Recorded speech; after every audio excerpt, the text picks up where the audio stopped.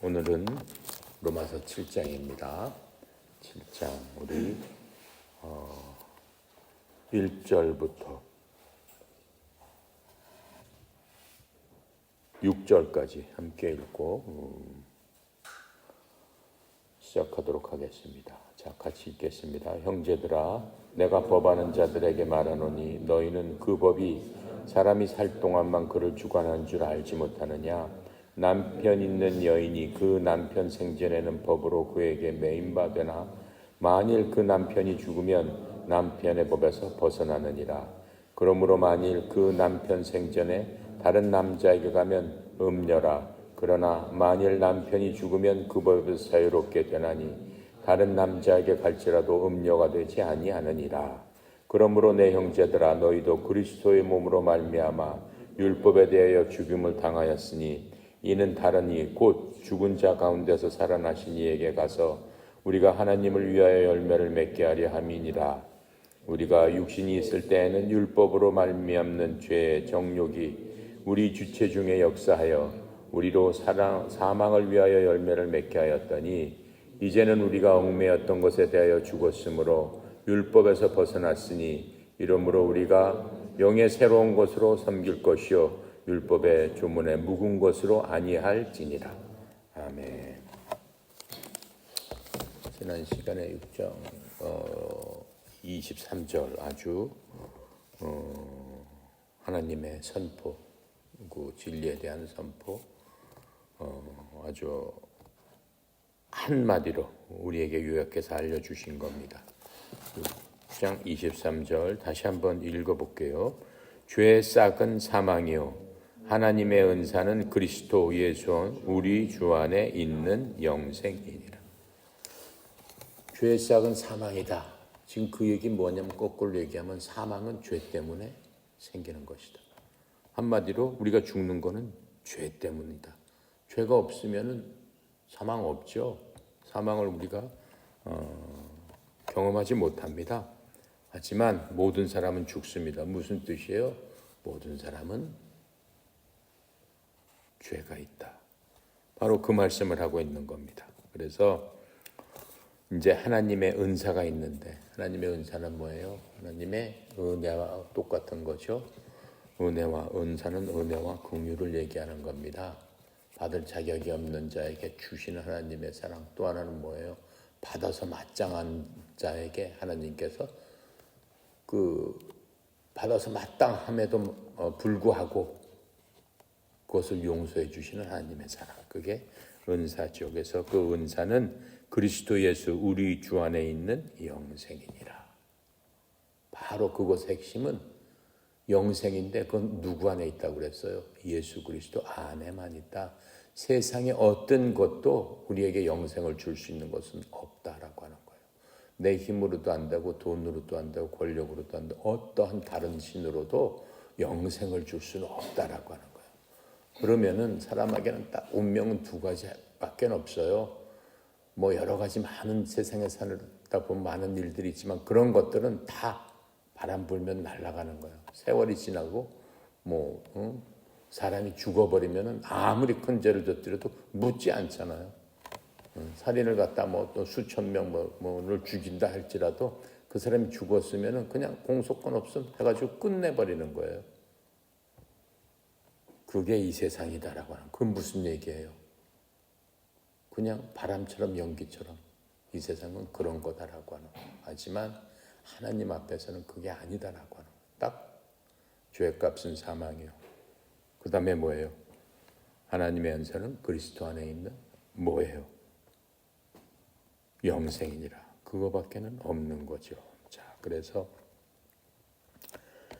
이 말씀은 이미 우리는 구원받았기 때문에 은사를 받고 우리는 그리스도 안에서 영생을 얻은 사람입니다. 하지만 이 말씀은 구원받은 우리들에게도 경고를 주고 있습니다. 이 성경 말씀은 전부 누구를 위해서 쓰여진 거냐면은 믿는 사람을 위해서 쓰여졌어요. 믿지 않는 사람을 위해서 쓰여진 그 말씀이 아닙니다. 결국 이 말씀도 그리스도인들인 우리들한테 경고의 말씀으로 주신 겁니다. 요한일서 5장 17절에 이렇게 말씀하고 있어요. 모든 불의가 죄로 돼 사망에 이르지 아니하는 죄가 있느니라.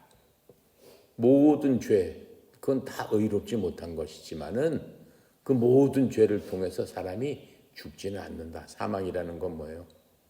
죽는 거죠. 죽는 건데 육체적인 뿐만 아니라 영혼, 내 죽음은 뭐예요? 지옥 가는 거죠. 모든 죄가 지옥 가는 것은 아니다. 지금 이렇게 얘기하고 있어요. 그 무슨 얘기일까요? 고린도전서 11장 30절에 보니까 이렇게 설명하고 있어요. 이런 까닭에 너희 가운데 약한 자와 병든 자가 많고 잠자는 자도 많도다. 성경에서는 죽는 게 아니고 잠잔다라고 그랬습니다. 왜요?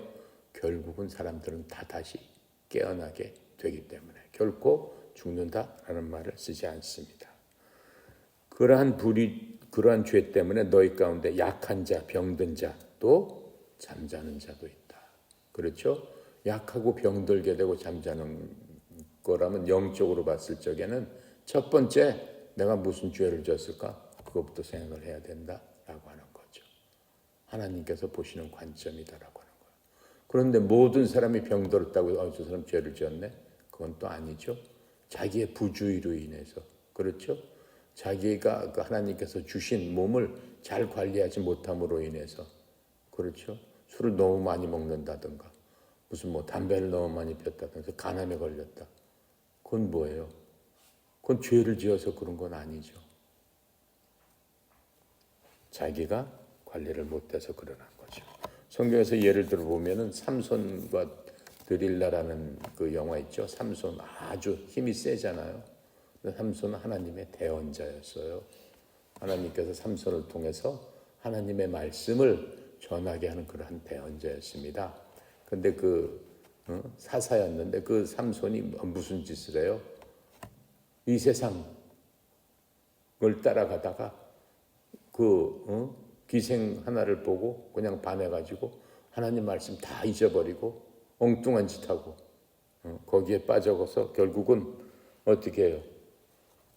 블레셋 사람들한테 그 적군한테 잡혀서 그 눈도 다 그냥 빼버리고 다 결박시켜가지고 큰 맷돌을 가는 나귀처럼 힘이 워낙 세니까는 그거 가는 사람이 됐잖아요. 자기의 힘의 원천은 머리에서 나오는데 어떻게 얘기를 했어요? 술 취하고 그 여자한테 그냥 넘어가가지고 하나님께서 주신 그 모든 비밀을 다 얘기를 하고 결국은 잡혀가지고 노예가 돼버린 바로 그 사람을 지금 얘기하고 있습니다. 그래서 그러한 삼손은 하나님께 자신을 드리지 않고 누구한테 드린 거예요? 오히려 육체의 정욕을 따라서 그냥 자기 좋은 대로 하다가 비참한 죽음을 맞게 되는 것들을 우리가 사사기 16장에서 볼 수 있습니다. 자, 그래서 만약에 믿는 우리들이 자신의 몸을 주님께 양보해 드리지 않고 그 죄를 따라서 사용하게 된다면은 하나님께서 징계를 하시겠다라고 하는 겁니다. 왜요? 우리는 하나님의 자녀이기 때문에.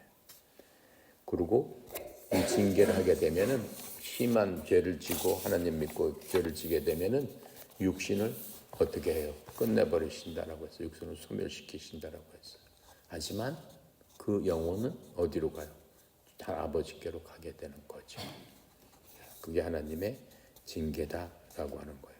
히브리서 12장 8절부터 9절에 이렇게 말씀하고 계세요. 모든 사람이 징계를 받음으로 너희에게 징계가 없으면 너희가 사생하여 아들이 아니니라. 또한 우리에게 있던 우리 육체의 아버지들이 우리를 바로잡아도 우리가 그 아버지를 공경하거나 하느며 영들의 아버지께 우리가 더욱 복종하고 이로써 올바로 살아야 하지 아니하겠느냐. 하나님께서 자기 사랑하는 자들을 더욱더 징계를 한다라고 하는 겁니다. 나는 예수 믿었고 못된 짓 하고 그냥 내 멋대로 살고 예수 믿으나 예수를 안 믿으나 똑같은 삶을 살았는데 아니 행복하게 더 살고 아무런 저것도 없네. 그건 퀘스천 마크예요. 과연 하나님의 자식인가 아닌가 깊이 생각해 봐야 되는 거예요. 하나님께서는 사랑하는 자식일수록 더욱더 간섭하시고 징계하시고 훈계하시고 올바로 되도록 인도해 주신다라고 하는 것을 우리가 잊어버리지 말아야 됩니다. 그래서 이제는 우리가 세 가지 진리 가운데서 항상 살아야 되는데, 첫 번째 하나님을 아는 지식 가운데서 하나님과 그리스도를 알아야 되는 겁니다. 두 번째, 우리 삶 속에서 그리스도를 알고 우리가 배운 모든 것들, 하나님께서 말씀하신 것들을 그대로 여겨야 되는 거죠. 뭘 여겨야 되는 거? 너는 내 아들이라. 그럼 내 아들처럼 너는 구원받았다. 구원받은 자처럼 구원받은 것으로 여기고, 또 어떻게 해야 돼요? 우리 자신을 하나님께 아들이고 하나님의 말씀대로 순종하며 살기 때문에 우리의 모든 것들이 하나님의 도구가 돼야 된다. 하나님께 내어드려야 된다라고 하는 겁니다. 그게 6장 전체 그 말씀입니다. 아주 중요한 말씀이죠. 7장에서 우리가 읽은 거는 그리스도와 그리스도인들, 우리는 그리스도인들이죠. 예수 그리스도를 믿는 사람들과 도대체 율법과의 관계는 무엇이냐라고 하는 것들을 지금 설명해 주고 있고, 우리가 금방 읽었습니다. 사람의 본성은 어때요? 어떻게 보면 아주 극단적인 겁니다. 극단적으로 그렇게 만들어지고 있었어요. 그런데 바로 그것이 우리에게 약점이 되는 거죠. 너무 극단적이면은 그 사람들이 뭐라 그래요? 사이코패스, 소시오패스, 그렇죠? 이제 그렇게도 부르게 되는 거죠. 그리고 그리스도인들도 그러한 약점으로부터 우리가 전적으로 자유로운 건 아닙니다. 왜냐하면 우리 속에 우리가 예수님으로부터 거듭난 그러한 자들이지만은 우리는 항상 어디에 노출되어 있냐? 위험에 노출되어 있어요. 마귀가 시시탐탐 노린다고 그랬죠. 또 이 세상이 시시탐탐 우리를 넘어뜨리기 위해서 유혹한다고 그랬습니다. 우리가 갖고 있는 눈과 귀와 이런 것들이 멀쩡하게 이 세상을 보고 있기 때문에 항상 우리의 마음이 그쪽으로 기울어질 수 있다라고 하는 그런 것들이 있습니다. 또 우리는 은혜로 구원을 받았지만은 내가 완전히 성화되지는 못했다라고 하는 거예요. 그래서 내 속의 죄성이 어때요? 완전히 그리스도 안에서 죽어야 되지만은 그렇게 완전히 죽지를 못한다라고 하는 겁니다. 그래서 그런 것들과 싸워서 우리가 이겨야 되는데, 어떤 사람은 이제 우리는 이미 구원받았기 때문에 무슨 상관이 있느냐? 우리가 기뻐하는 대로 자유롭게 그렇게 살다가 하나님 앞에 가면 되는 것이지, 이렇게 얘기하는 사람도 있습니다. 그래서 구원이라는 게 뭐예요? 그런 사람들한테는 이 세상에 어떻게 살든 간에 나는 천국 가는데 구원을 천국 가는 라이센스로 생각하는 그런 사람들도 있다라고 하는 거죠. 그리고 하나님께서는 구약의 율법을 주셨죠. 구약 39권 안에는 엄청난 하나님의 그 율법의 말씀이 기록되어 있고, 또 그것을 지키고, 또 그것 때문에 무너지고, 또 그것 때문에 살고 하는 여러 가지 경우들을 많이 우리한테 그 교훈으로 주고 있습니다. 우리가 하나님의 율법을 구원받았다고 해서 전혀 무시할 수 없지 않느냐라고 주장하는 사람들도 있습니다. 우리는 어떻게 해요? 확실히 은혜로 구원받은 거죠. 율법으로 구원받은 게 아니에요. 율법은 우리를 죄인 되게 해주는 거라고 그랬어요. 우리가 거울이 없었을 적에는 내 얼굴에 뭐가 묻었는지 몰랐는데, 거울을 보고 나서 내 화장이 잘못됐구나, 내가 얼굴에 뭐가 묻었구나 하는 걸 알 수 있죠. 그래서 어디 나갈 때마다 수시로 거울을 보는 겁니다. 왜요? 깨끗하게 보이기 위해서, 단정하게 보이기 위해서. 율법이 그런 역할을 한다라고 하는 겁니다. 율법은 우리를 비춰주는 거울이라고 그랬어요. 내가 지은 죄를 거울은 똑바로 알려주면서 내가 모른 척하고 있지만 사실 너는 이런 죄를 짓고 있지 않았느냐라고 거울은 비춰주는 겁니다. 하지만 거울이 우리의 죄를 없애줍니까? 제거해 줄 수 있습니까? 아니죠. 거울은 얼굴에 묻은 것들을 알려주지만은 얼굴에 묻은 것을 거울이 닦아주고 고쳐주지는 못하는 겁니다. 거울은 율법과 마찬가지로 우리의 잘못을 고발하는 그러한 역할을 하는데, 율법이 그렇다라고 하는 것을 우리가 배웠습니다. 자, 우리가 구약대로 한다면은 하나님을 기쁘게 하기 위해서는 하나님께서 율법을 다 지켜야 된다라고 하셨죠. 그런데 우리는 어때요? 연약하기 때문에 그 율법을 지킬 수 있는 사람은 한 사람도 없다라고 말씀하고 있어요. 성경에서는 뭐라고 말씀하십니까? 만약 나는 죄가 없고 난 여태까지 잘 살았고 하나도 하나님의 말씀에 거슬린 적이 없는 그러한 사람입니다 라고 한다면은 너는 거짓말쟁이다 이렇게 말씀하셨죠. 그런 사람은 인간의 몸을 갖고는 있을 수 없다라고 하는 겁니다. 자, 그래서 바울은 이 6장에서는 첫 번째 그룹에 대한 답변을 하였습니다. 자, 그 두 번째 지금 이 답변은 두 번째 지금 그 얘기하고 있는 건 뭐예요? 로마서 7장에서 지금 얘기하고 있는 겁니다.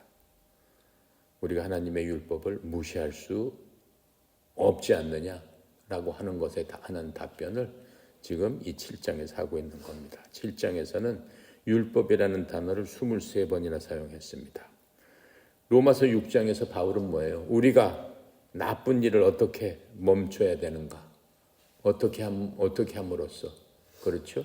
아까 얘기를 했잖아요. 세 가지로. 하나님의 말씀을 알고. 그렇죠. 먼저 알아야 된다고 했습니다. 그래서 우리가 그 말씀, 하나님 말씀하는 대로 여기고 우리는 거룩한 자가 됐다. 그럼 거룩한 자로서 여겨야 된다라고 하는 겁니다. 그리고 우리의 몸을 하나님께 내어 드릴 수 있는 바로 그러한 자가 되어야 된다라고 하면서 나쁜 일, 악한 일을 어떻게 우리가 대항하고 또 멈춰야 되는가에 대해서 깊이 우리가 알아본 거고, 이 7장에서는 어떻게 좋은 일을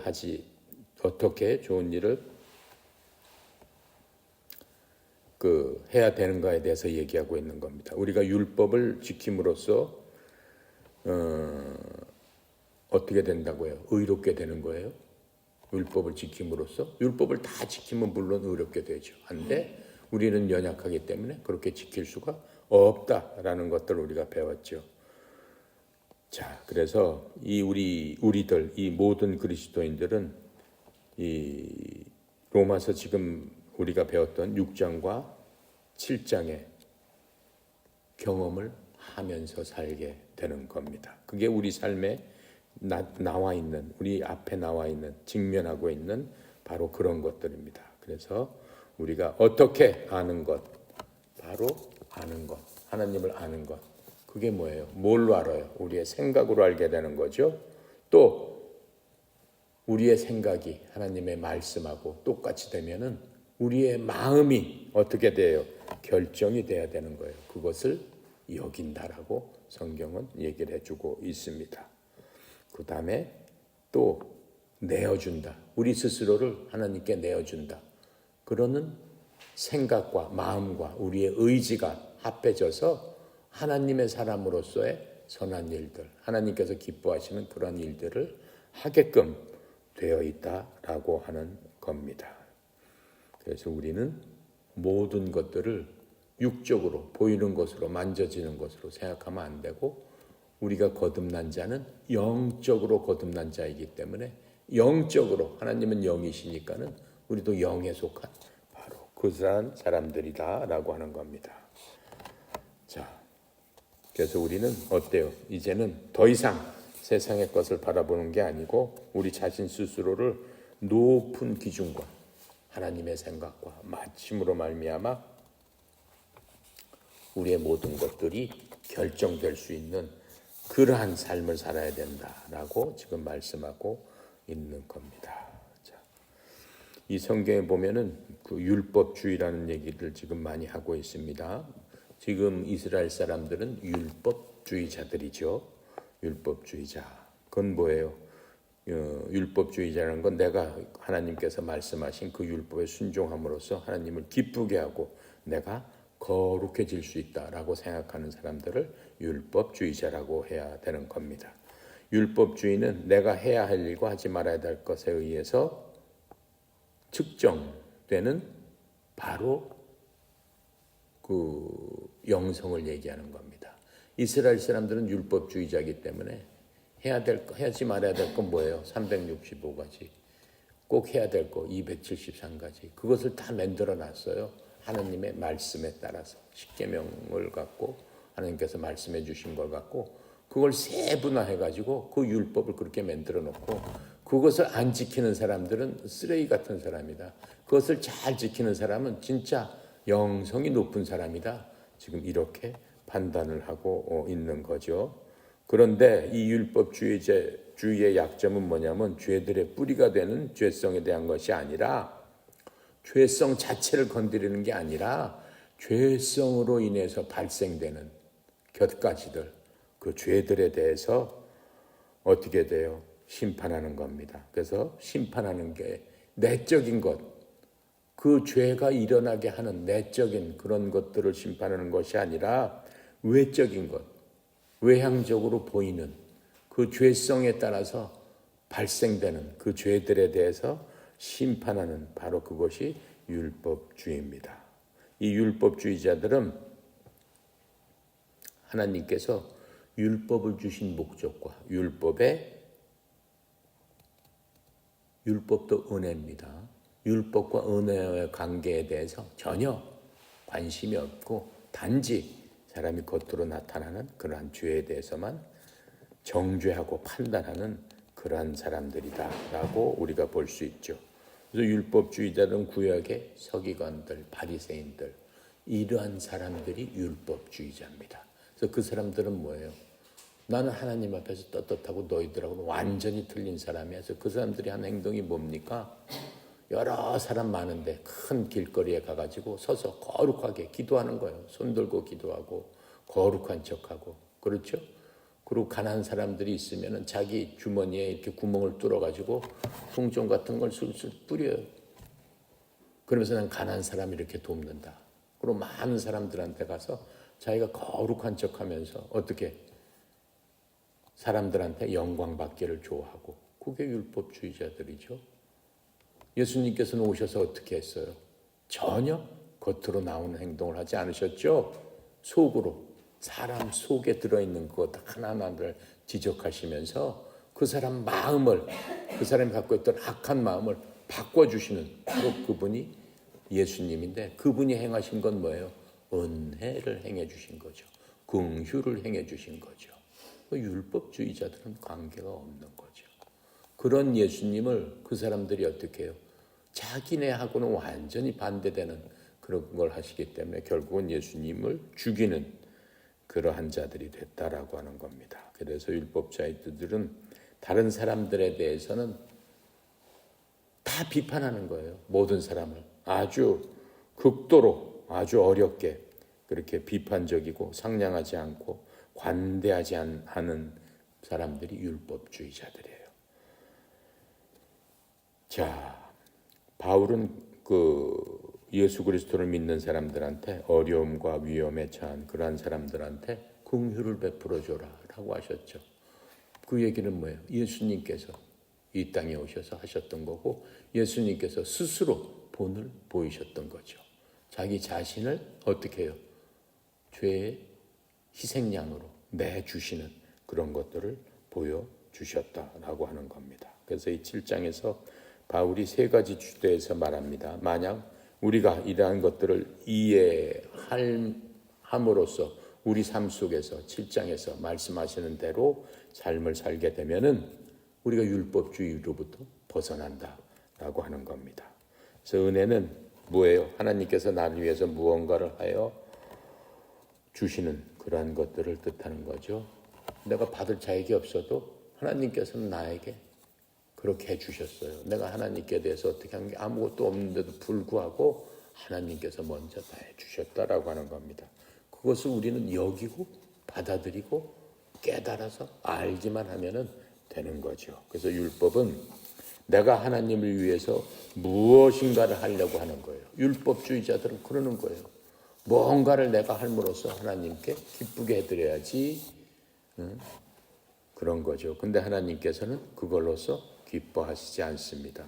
하나님께서는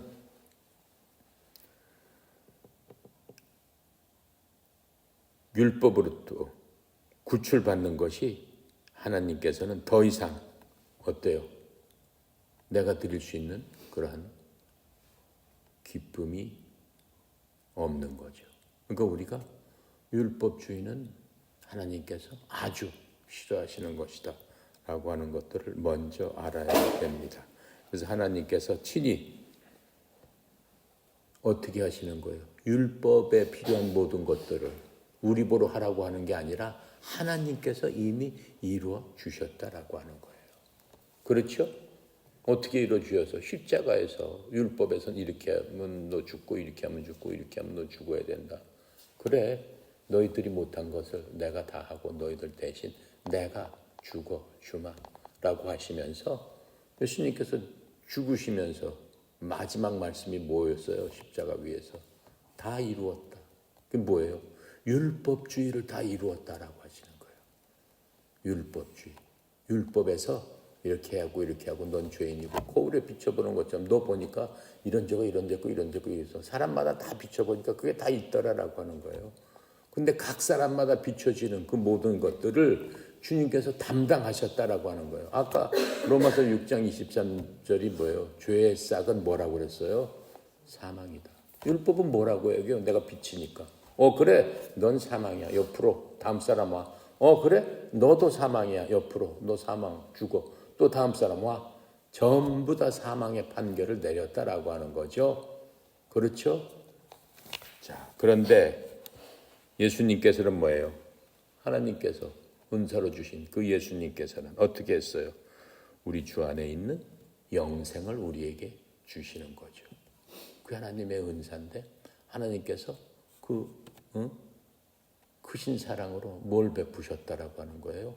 예수 그리스도를 주시고 너 율법으로 따져서 너네들 다 사망 이렇게 사망 판결을 내린 우리들에게 어떻게 해요? 아니야. 딱 건져주시면서 너는 영생 이렇게 우리에게 영생적으로 은혜를 베풀어 주셨다라고 하는 것들을 우리가 기억해야 됩니다. 아셨죠? 자, 그래서 거기에 대해서 이제 7장에서 우리에게 설명을 해주는 겁니다. 자, 오늘은 거기까지 하겠습니다. 다음 시간부터 자세하게 살펴보도록 하겠습니다. 감사시오 거룩하신 하나님, 참으로 하나님의 은혜의 영광을 찬양합니다.